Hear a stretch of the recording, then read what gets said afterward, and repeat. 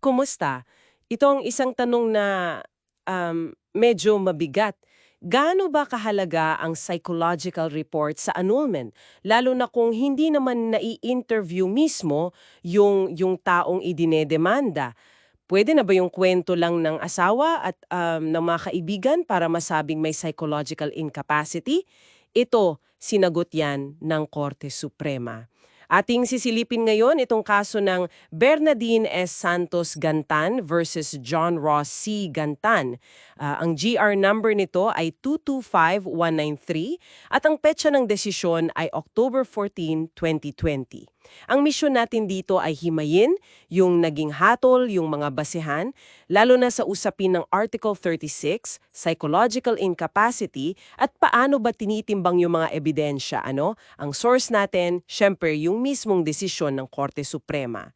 So, game na, simulan na natin tong paghimay.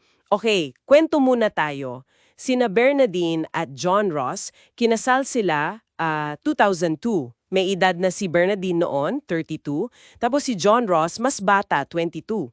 Medyo malaki yung agwat, ano? Oo nga eh. Tapos, ayon kay Bernardine, simula pa lang daw, magulo na. Parang ang daming issues.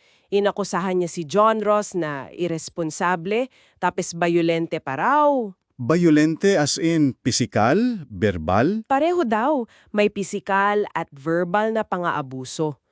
Grabe nga eh, sabi niya, nauwi pa raw sa miscarriage na yon. Tapos, bukod pa doon, nang babae pa raw si John Ross. Wow, ang bigat.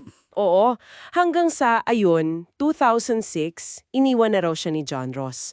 Basta umalis na lang daw. Dahil dyan, si Bernardine nag-consult sa isang clinical psychologist, si Dr. Martha Juana de la Cruz.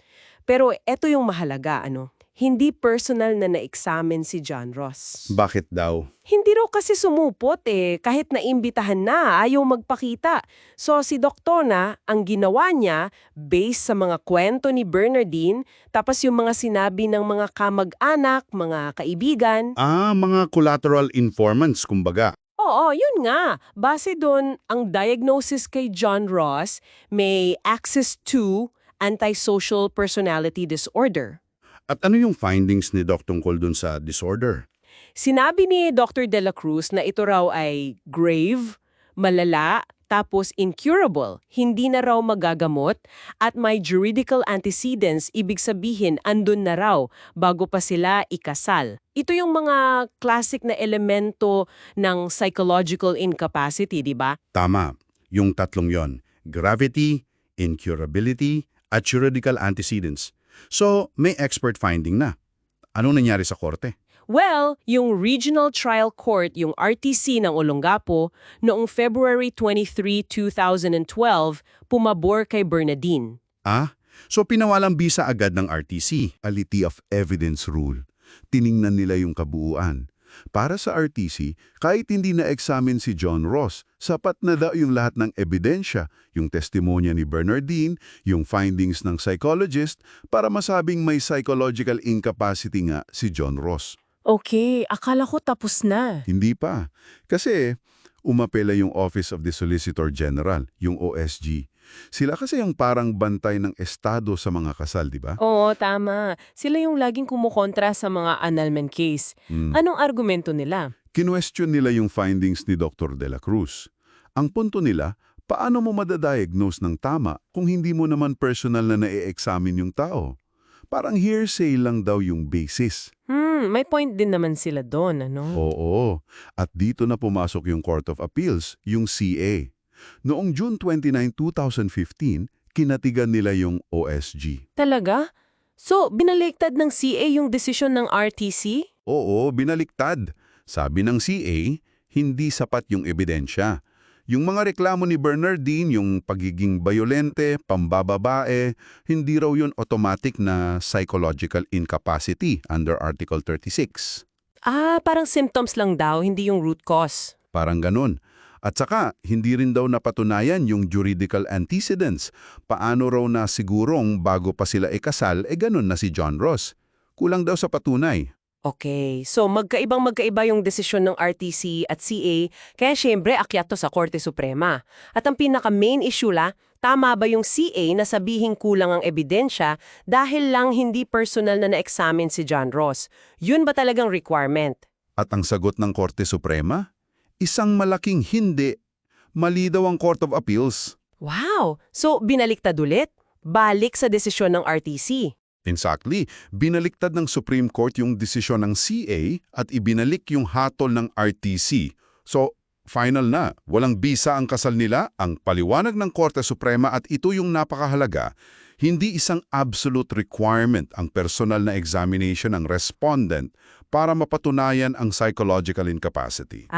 Hindi pala talaga sa pilitan, yun? Hindi.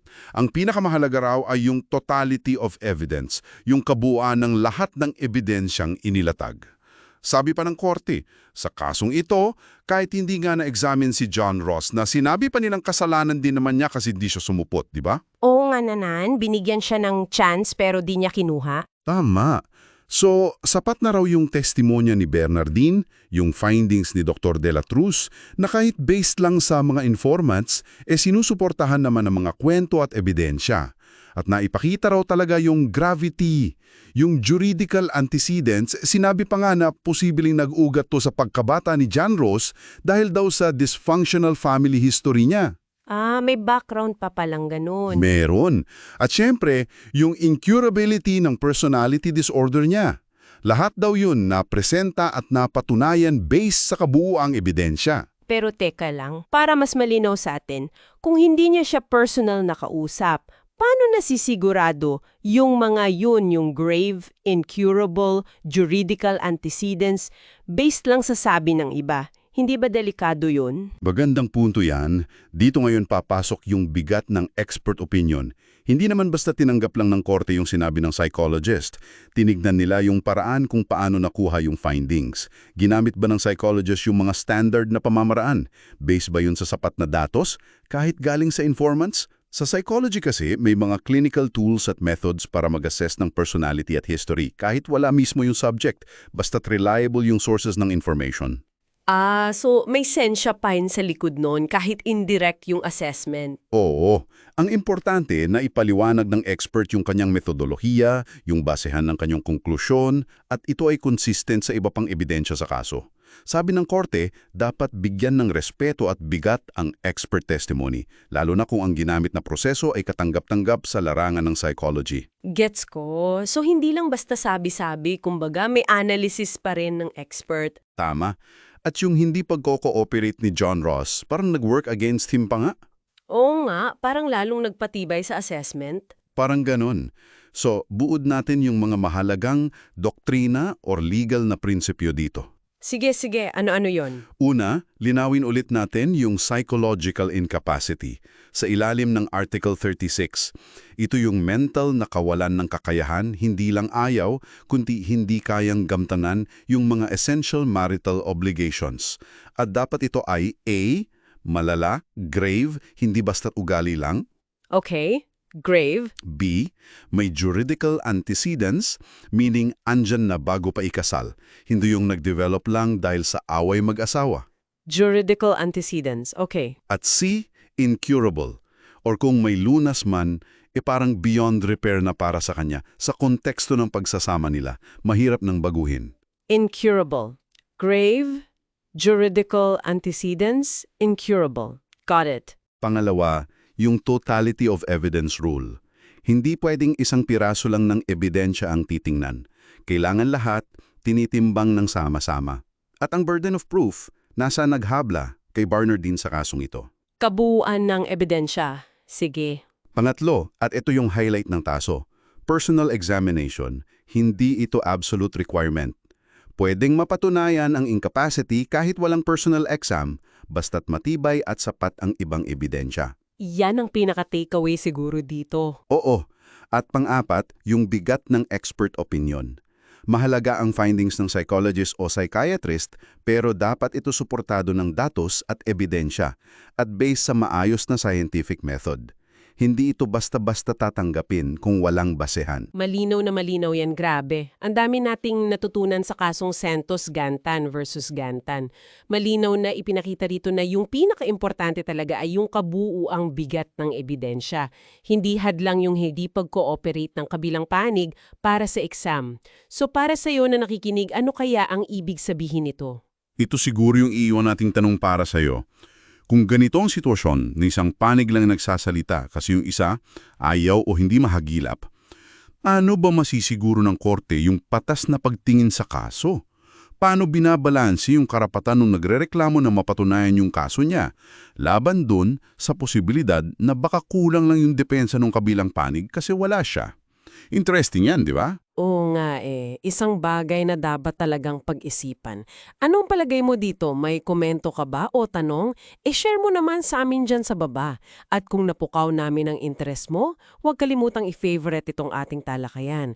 At syempre, para lagi kang updated sa mga ganitong paghimay natin ng mahal-halagang kaso at kaalaman, siguraduhing nakasubscribe ka na ha. Hanggang sa susunod nating pag-uusap,